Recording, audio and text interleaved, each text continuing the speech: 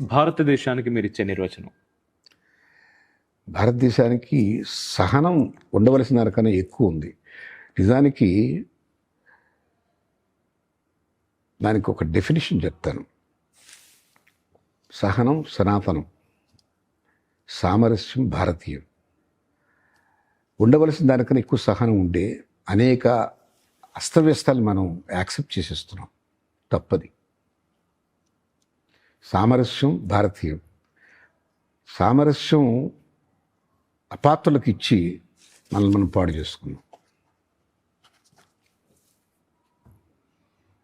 సహనం ముందు నుంచి ఉందంటారా ఇంతగా, లేకపోతే అది అలవాటైందంటారా సార్? ఉంది, మొదటి నుంచి ఉందండి. మొదటి నుంచి మనకు మహర్షులు చెప్పింది సహనం. సహనం అనేది భూదేవంత ఉండాలి సహనం అని చెప్తారు. ఆ రకంగానే ప్రతి స్త్రీమూర్తి కూడా సహనానికే. అది ఎక్కువైపోయి దానివల్ల చైతన్యం తగ్గిపోయింది. రియాక్షన్ కరెక్ట్గా రావట్లేదు. సమయానికి రావాల్సినటువంటి ఆ పౌరుషం ఇది ఎలగటం లేదు. యాక్సెప్టెన్స్ లెవెల్ వచ్చేసింది. అది దేశానికి కొంత నష్టం కలిగింది.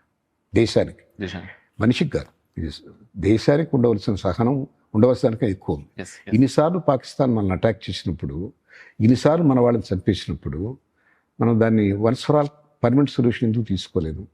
ఆ సహనం అనవసరం, ఆ సామరస్యం అర్ధరహితం.